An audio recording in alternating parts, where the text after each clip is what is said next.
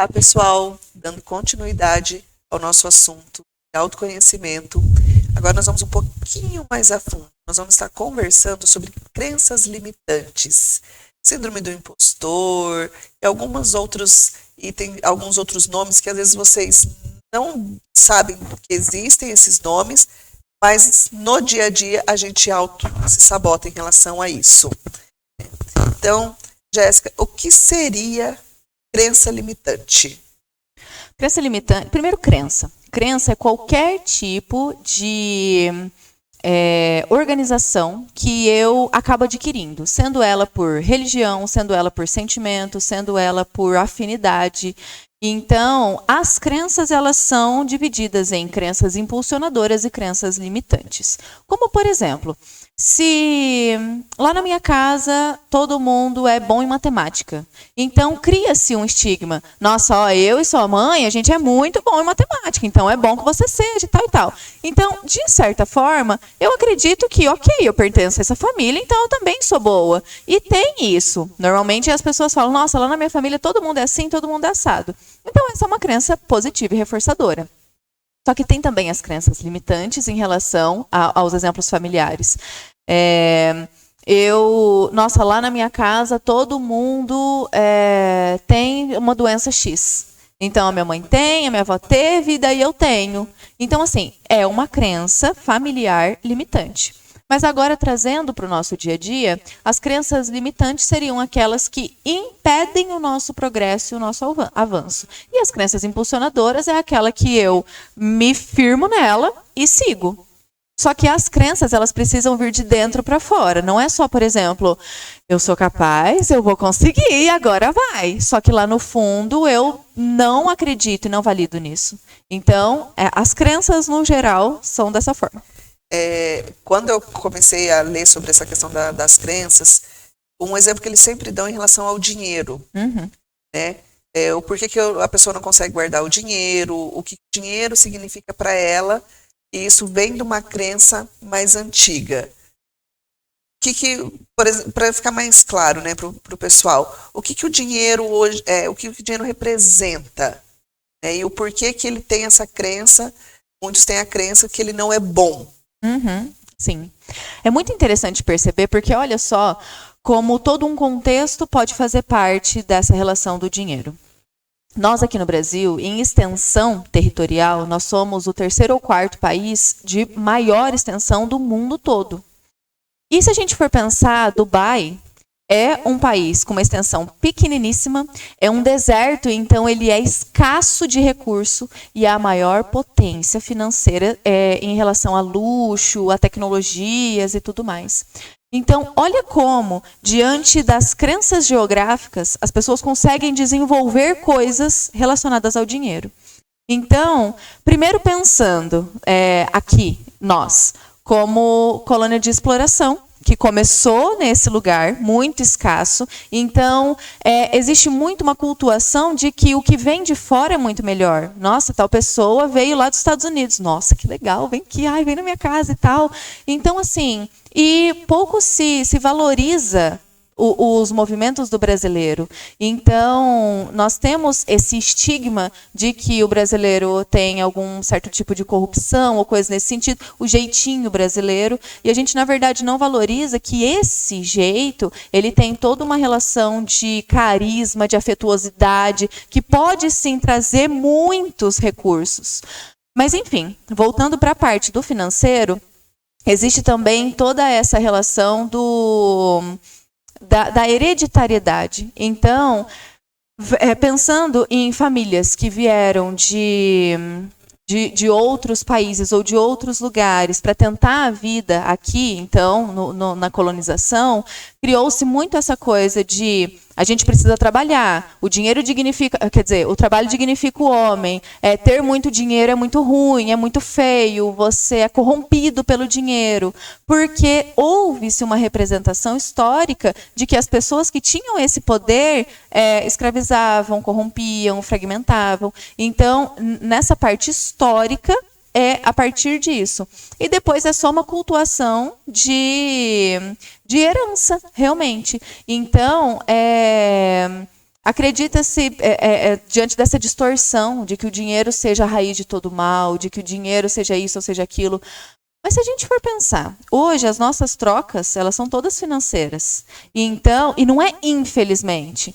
Felizmente, ok, o dinheiro ele é um papel onde foi atribuído valor para ele. Então, se as nossas trocas são financeiras e eu atribuo de que o dinheiro é a raiz de todo mal, tudo que eu estou fazendo é amaldiçoado. Então, chega a ser contraditório pensar nesse assunto, nessa proporção.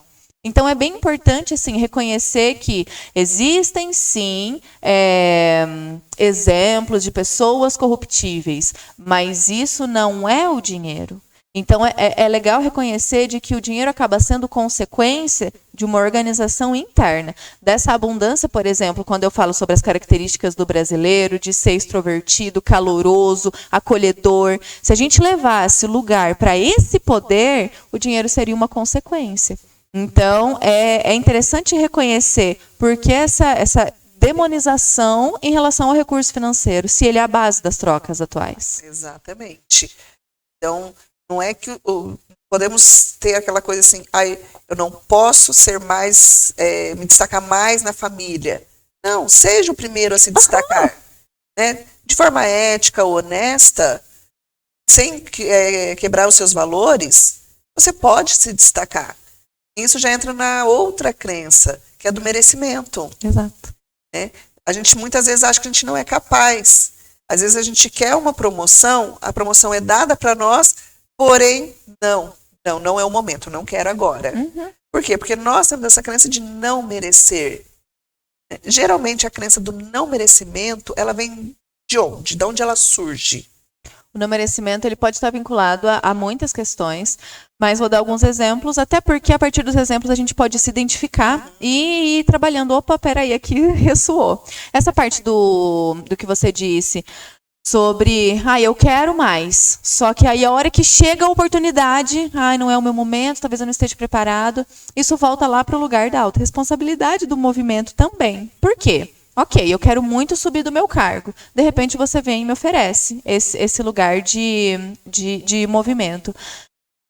Qual que é o primeiro impacto mental? O medo, o travamento. Por quê? Tudo que é novo, ele precisa de cautela. Esse lugar, ele é biológico, ele é do nosso cérebro primitivo. Então, os homens das cavernas, eles não iam entrando em qualquer buraco porque eles podiam morrer. Então, ativa-se esse lugar de, opa, isso é novo? Será que vai dar certo? Será que é bom e tudo mais? Será que eu estou preparado? Exatamente. Só que aí que a gente traz essa relação da atualidade do autoconhecimento. Então, a primeiro momento, vai vir esses questionamentos. Aí eu trago para os recursos. Eu tenho capacitação, eu já estou nessa área há muito tempo, eu queria esse movimento, vai ser um desafio e não um problema. Aí eu consigo entrar em contato com esse alcance. Só que aí, no meio disso tudo, aí tem o merecimento. Então eu não mereço, então eu vou me sabotar, falando, não é o momento, vai ficar difícil, é isso e aquilo. Então, essa relação do merecimento, ela pode vir, por exemplo, de um ensinamento familiar. Olha, não faz nada para você ser melhor, porque é perigoso. As pessoas vão estar sempre te visando, te olhando, desejando, invejando. Exato. Então, não faz isso. Ou, por exemplo, uma família que não consegue realmente receber os recursos, num sentido de... não, é feio, não quero, eu consigo sozinho, eu dou conta. Então, o merecimento ele pode estar ligado a muitas questões, assim, sabe? Então, não é só uma falta de abertura num sentido de, aonde que está essa abundância que eu não encontro? Pode ser que esteja em retenções em outros lugares também. Da síndrome do impostor seria o do não merecimento. Sim. Né? A pessoa, a gente acha que não é capaz, mas então a gente está sendo um impostor com a gente mesmo. Exato. Né? Eu vi um relato uma vez, não me lembro onde, em relação a uma pessoa que queria muito emagrecer. e ela ela começava, a hora que ela começava a emagrecer, pelo ambiente que ela estava, ela auto se sabotava, justamente por aquilo que a gente comentou agora há pouco. Mas aí eu vou estar saindo, eu vou estar estoando de uma coisa, tipo, meu grupo inteiro faz isso, eu não vou estar fazendo isso. Então, deixa eu ficar com o corpo que eu tô, mesmo a pessoa estando insatisfeita, mas para poder permanecer no ambiente. Exato. Então, que a gente tenha essa consciência, autoconhecimento, né, da gente se permitir. Não, se eu quero essa mudança para mim, então que eu esteja aberta a mudar de ambiente também. Sim. Que o que a Jéssica comentou, automaticamente outras pessoas vão começar a se conectar com você, esteja nessa mesma frequência que você é agora. Então nós temos que ter esse cuidado. Em relação às crenças, como que a gente pode estar trabalhando elas, como identificar elas, porque às vezes a pessoa está num ciclo, ela não identifica que ela está com aquela crença, né? Então, como que tem alguma maneira de identificar isso para quem não conhece as crenças limitantes? Né? Como que dá para trabalhar isso? A gente pode trabalhar de várias formas. Uma delas, por exemplo, é na própria fala. Quando a gente começa a buscar conhecimento, a gente começa a identificar quais são as minhas questões. Então, a primeiro momento, numa roda de amigos, numa roda de conversa, mas é assim mesmo, tudo que é bom dura pouco. Ai, nossa, é verdade, a vida é muito difícil. Então, quando você vai ouvindo determinadas questões, assim, sentenças, a gente vai parando para pensar, opa, peraí, será que realmente a vida é tão difícil assim? Nossa, tudo que é bom dura pouco mesmo? Será que eu acredito nisso? Nossa, é verdade? Todas as vezes que acontece uma coisa boa, eu sempre estou esperando algo ruim. Opa, talvez isso seja uma limitação. Então, primeiro, identificar assim de um jeito mais social. Depois, em determinadas situações. Então, quando eu passo a me analisar, eu começo a perceber que, assim, nossa, todas as vezes que eu tenho algo grandioso, algo bom para acontecer na minha vida, uma viagem, a chegada de uma pessoa querida, algo nesse sentido, eu fico doente. Será que está acontecendo? É coincidência. Então, é sair desse lugar do acaso e trazer para a responsabilização. Tá, mas se toda vez que eu vou ter algo prazeroso, eu tenho que depreciar o meu corpo, eu tenho que entrar em contato com a doença, o que será que está acontecendo? Será que eu me sinto no merecimento de receber uma coisa boa só pela coisa boa? Eu conheço muitas pessoas assim que gostam muito de viver a jornada do herói. Nossa, Nani, olha, eu peguei um trânsito e daí furou o pneu do meu carro e daí essa noite eu não dormi porque meu filho não sei o quê. Mas agora eu tô aqui. Olha só que importante que ficou a minha presença aqui, né? Só que assim, toda vez passar por isso, olha que exaustivo. Eu prefiro muito chegar aqui tranquila e fazer a coisa tranquila. Porque aí sim eu tô entendendo qual é esse valor. Então, é muito legal ir reconhecendo coisas que antes... não, mas é normal para mim isso. Mas será que é normal? Então, essas conversas mais ativas, ouvir com mais atenção esses comportamentos, eles são muito importantes para a identificação das coisas. Muitas vezes a gente vai se sabotando e nós não temos essa consciência. Né? Porém, vai acontecendo os gatilhos durante o dia também. Então, o exemplo do herói. Nossa, furou meu pneu, aí depois eu peguei um condicionamento, não sei o quê. Para a pessoa, aquilo foi assim... cansativo, mas, tô aqui, é o que você falou, eu sou o herói, vamos lá. Né? Só que, por exemplo, ela poderia deixar isso mais leve, uma carga mais leve. Só que o que pode ter desencadeado esse gatilho nele de querer ser o herói? Né? Como que ele pode trabalhar isso? Porque muitas vezes a pessoa não tem nem consciência que ela está fazendo isso. Exato. Né? Como, por exemplo, no vitimismo. Muitas vezes a pessoa não tem essa consciência que ela está sendo vitimista toda hora. Né? Que eu preciso disso, eu preciso daquilo, você não me deu atenção, você é isso, você é aquilo. Só que a pessoa não tem essa consciência. Né? Então, assim, quais os gatilhos que desencadeia, por exemplo, o vitimismo ou outros sentimentos, outros... Não seria sentimentos, né? Seria... outras ações. Sim. Então, quando você fala, tá, o que pode ter desencadeado essa jornada do herói ou esse segundo do vitimismo, a jornada da donzela que a gente fala. É tudo assim, eu preciso ser carregada, eu preciso que alguém me traga, eu preciso ser tratada assim.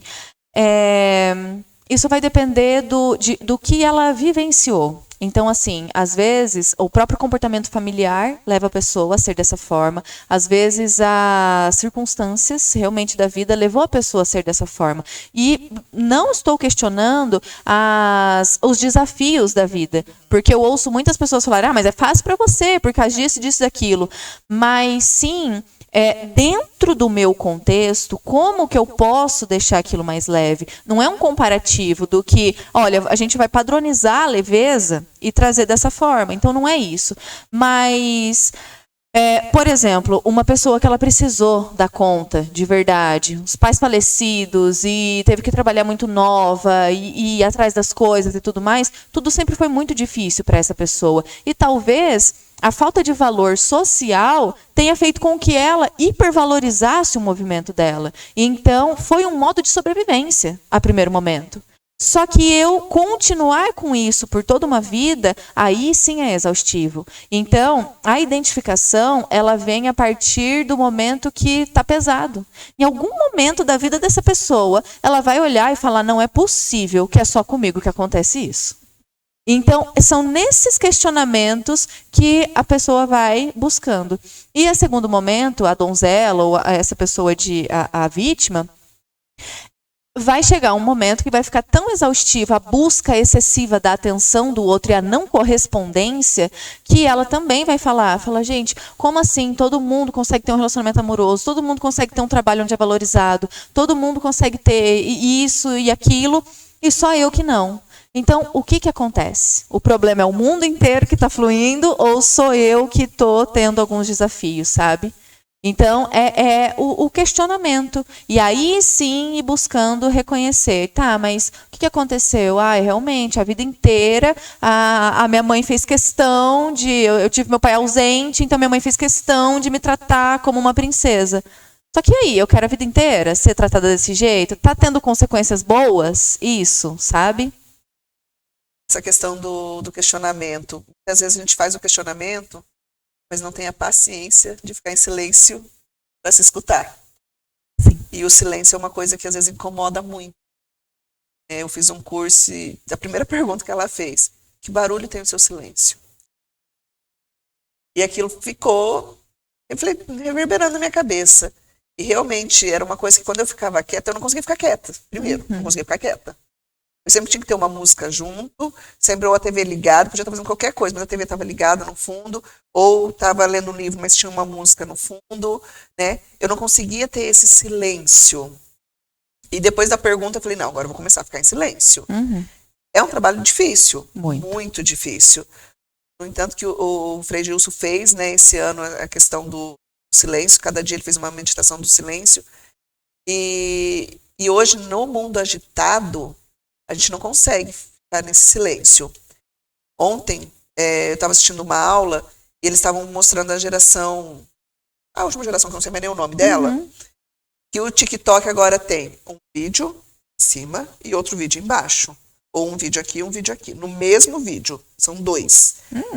Por quê? Porque essa geração não consegue mais prestar atenção em uma única coisa. Então, se aquilo ali tá chato, ele clica no de baixo, ele tá vendo de cima, mas ele tá assistindo de baixo também ao mesmo tempo. Eles estão facilitando, deixando uma única tela. Essa questão do vídeo. E o TikTok tá cheio disso. Eu não sabia, eu vi na aula ontem. Né? Mas assim, hoje nesse mundo agitado, como que nós podemos trazer esse silêncio para nós? Porque nós estamos falando, nós temos que nos questionar, nós temos que nos conhecer. Mas como fazer isso? Sim. Um exercício ótimo, mas perturbador, é realmente ficar 1 minuto parado em silêncio. E buscar não pensar no daqui a pouco e tudo mais. Então, assim, é tão desafiador isso, porque eu dou aulas de yoga e no final das aulas, você sabe, a gente tem um relaxamento final que dura de 7 a 10 minutos no máximo. Eu tinha uma aluna que ela falava, é o pior momento da aula para mim, quando você fala, se entregue ao vazio. Ela falava, pronto. O que eu vou fazer? Exato. Então, às vezes, um convite desse, por mais que em algum lugar pareça, ai, tranquilo, que gostoso, vou ficar sem nada, é perturbador. Então, assim, começar aos poucos. Então, eu vou parar agora. O convite pode ser assim, nesse exato momento, eu vou parar agora, eu vou ficar quieta e eu vou ouvir as batidas do meu coração, eu vou tocar a mão e vou sentir as batidas do meu coração, eu vou respirar um pouco, 30 segundos, 1 minuto. Então, isso realmente vai fazendo com que abra esse espaço para o vazio. Porque o que acontece hoje? Como uma coisa está muito engatilhada na outra, agora você acabou de me contar o absurdo que está acontecendo, então não dá espaço para esse lugar. E o nosso cérebro, ele é extremamente estimulável. Então, quanto mais, mais, e quanto menos, menos. Então, só que nesse lugar do vazio é onde as coisas acontecem. A maior queixa das pessoas hoje é: eu não consigo descansar. É dia de folga, eu estou fascinando, eu estou indo atrás de não sei o quê, eu estou fazendo não sei o quê e eu estou exausto. Eu estou assistindo série, eu estou passando coisa aqui no Instagram, e ao mesmo tempo eu estou ouvindo uma música, eu estou cuidando de não sei o quê. Então, isso passou a ser legal, passou a ser bom. Olha, o quanto produtivo você é. Você conseguiu, em um final de semana, você conseguiu produzir o quê, sabe? E, por fim, a gente não está produzindo absolutamente nada, porque está ficando tudo muito exaustivo. Então, o convite é realmente parar. Eu tenho vários exercícios que eu faço comigo, que é, por exemplo, eu estou muito movimentada. Hoje eu vou tomar um banho no escuro. Aí eu apago tudo e começo. E no começo eu fico extremamente irritada. Mas cadê o negócio? Meu Deus, que raiva, que saco, que não sei o quê. E depois eu vou percebendo. Por quê? Aquilo ali me convida para um estímulo que é mais baixo, só que é mais tranquilo. Por exemplo, mudar a rota do caminho do trabalho. Então, eu sempre faço essa mesma rota para fazer tal coisa. Não, eu vou por essa hoje. E algumas vezes, quando eu me proponho isso, eu esqueço no meio do caminho que eu me propus e volto para o mesmo. Por quê? Aí eu falo, opa, minha mente está muito perturbada. Muito automático. Exato. Então, assim, o convite é de pequenas coisas. Tem um livro que ele é muito legal, que é o do Mindfulness, que ele convida, ele tem vários exercícios para trazer esse autocuidado, né? Essa atenção. E o primeiro é da ameixa. Você pegar uma ameixinha daquela bem pequenininha, da uva passa, colocar na mão e primeiro sentir o cheiro.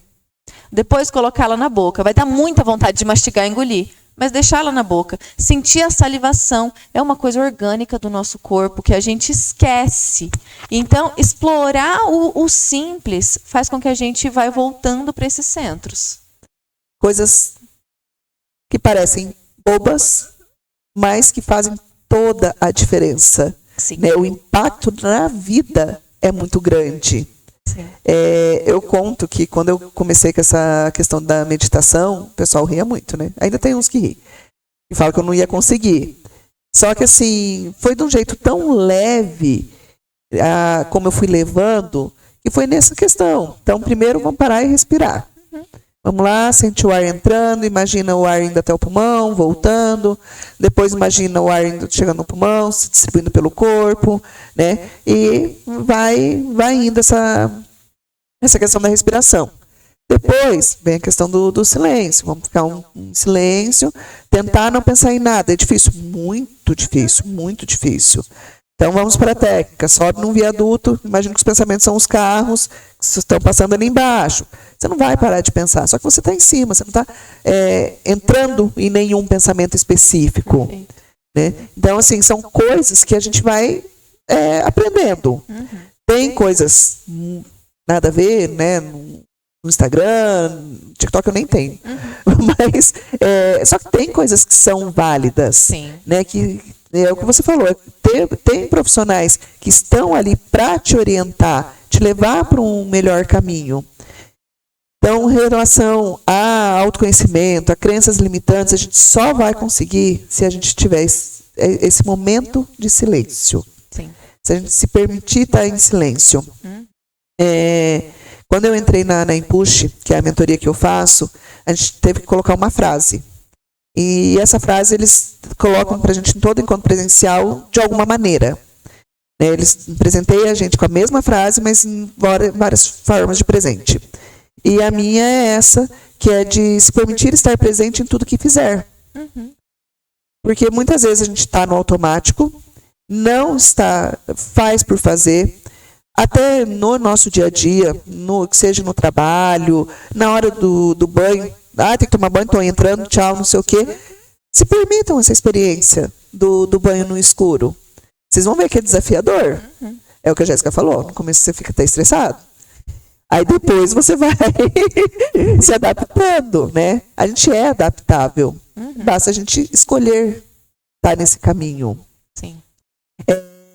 Em relação a tudo que a gente vem conversando, né? Autoconhecimento, crença, silêncio. Para a pessoa que não faz nada disso, né? E despertou o interesse, qual seria o primeiro passo? O primeiro passo é reconhecer qual vai ser a sua necessidade. Então, a primeira coisa, o questionamento básico seria: se hoje você pudesse mudar algo na sua vida, o que você mudaria? Então, às vezes vão vir, é dinheiro, é ganhar na loteria, é não sei o quê. Tá, mas ok, o que esse dinheiro traria para você? Então, identificar qual é a necessidade real. Tá bom, hoje são dores no meu corpo. Eu sinto muita dor no meu corpo. Então, o que eu vou fazer em prol disso? Tá, deixa eu entender que dores são essas. Porque às vezes é uma coisa tão embolada na outra, nossa, eu nem sei, eu tenho dor no corpo inteiro. Tudo fica muito genérico. Como que você tá? Tô bem. Como que foi o negócio? Legal. Não, mas e aí? Me conta experiências, como que foi sentir? Olha, teve um momento que tocou muito, porque acessou isso, acessou aquilo. Então, assim, trazer um pouco mais de presença, que é muito importante, para a gente conseguir reconhecer as necessidades. Aí sim, tomar qualquer tipo de decisão que seja. Se vai ser uma caminhada em volta da quadra, se vai ser 30 segundos de respiração, se vai ser um banho relaxante, se vai ser um deitar na minha cama, olhar para cima e deixar o vazio vir. Então, o importante é trazer a necessidade para reconhecer o sentimento. E nem sempre vão ser sentimentos gostosos. Mas é aí que entra, porque o desconforto, ele também tem a ver com nós. Então, tem toda essa parte nossa, eu respirei um pouquinho, eu fiquei tão leve. Ok. Nossa, eu respirei um pouquinho, foi horrível. Eu fiquei com preguiça agora. Ok? Então, acolhe isso e vai identificando para reconhecer qual é a necessidade e o que vai ser bom para você. Porque, às vezes, algo que é excepcional para você se torna um veneno para mim. Sim. Então, é muito importante reconhecer necessidades para depois tomar pequenos passos. Pessoal, nós estamos dando muitas dicas, mas o primeiro é a sua decisão de querer se autoconhecer e querer fazer algo diferente por você. Nós estamos aqui para ajudar no que for preciso. Nós vamos estar colocando as redes sociais da Jéssica no vídeo.